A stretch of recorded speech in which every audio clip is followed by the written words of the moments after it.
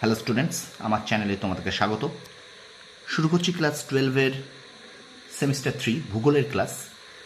মানবীয় ভূগোলের মৌলিক বিষয়সমূহ এই পাঠের জনসংখ্যা বলে যে অধ্যায়টা আছে সেই অধ্যায়ের প্রশ্নোত্তর পর্ব আমরা নিয়ে এসেছি।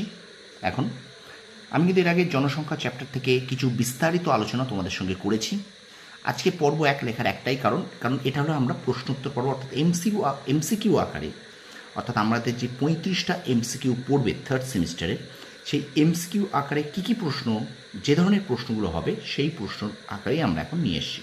ঠিক আছে, তো ভিডিওটা প্রথম থেকে শেষ পর্যন্ত দেখবে, একটু স্কিপ করবে না।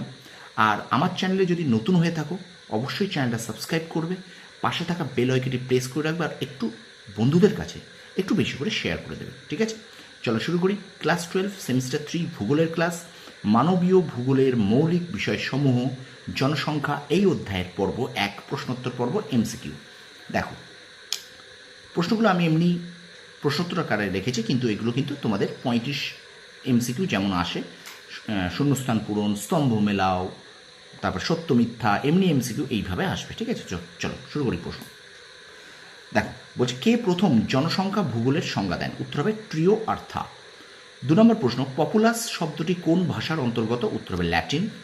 3 নম্বর প্রশ্ন, পপুলেশন শব্দটির অর্থ কী? উত্তর হবে জনগণ। 4 নম্বর প্রশ্ন হচ্ছে ডেমোগ্রাফি শব্দটি কোন কোন শব্দ থেকে এসেছে? উত্তর হবে ডেমোস এবং গ্রাফিয়ার। 5 নম্বর প্রশ্ন, ডেমোস শব্দের অর্থ কী? উত্তর হবে জনগণ। 6 নম্বর প্রশ্ন, ডেমোগ্রাফি শব্দের অর্থ কী? উত্তর হবে জনগণের বিবরণ। 7 নম্বর প্রশ্ন বলছে ডেমোগ্রাফির উপর রচিত প্রথম গবেষণাটি কে করেছিলেন? উত্তর হবে জন গ্রান্ট। 8 নম্বর প্রশ্ন দেখো, কোনো নির্দিষ্ট স্থানে নির্দিষ্ট সময়কালে বসবাসকারী জনসংখ্যার পরিবর্তনকে কি বলা হয়? উত্তর হবে জনসংখ্যার বৃদ্ধি। 9 নম্বর প্রশ্ন দেখো, নির্দিষ্ট সময়ে নির্দিষ্ট অঞ্চলের মোট জনসংখ্যাকে কি বলে? উত্তর হবে জনসংখ্যার আকার। 10 নম্বর প্রশ্ন দেখো, পৃথিবীর সর্বত্র জনসংখ্যার বন্টন কেমন? উত্তর হবে সমান নয়।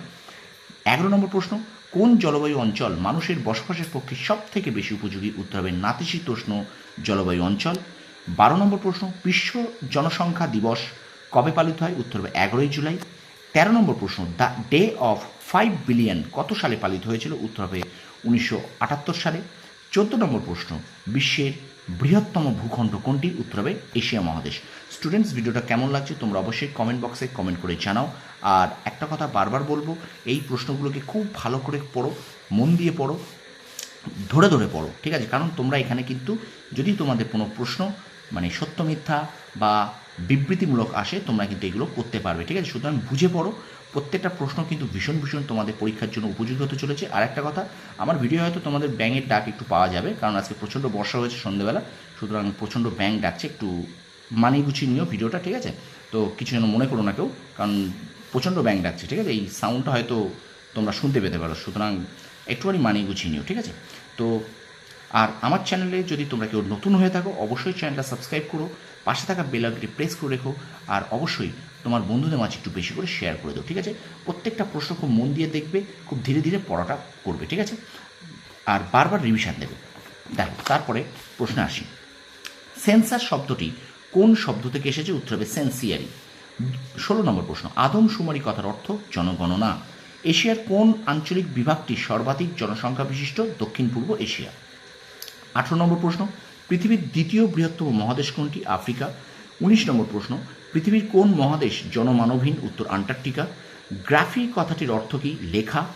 আচ্ছা, জনসংখ্যা তত্ত্বে কোনটি সবচেয়ে গুরুত্বপূর্ণ বিষয়? প্রজনন। 22 নম্বর প্রশ্ন, জনসংখ্যার ধারণা সর্বদা কেমন? গতিশীল।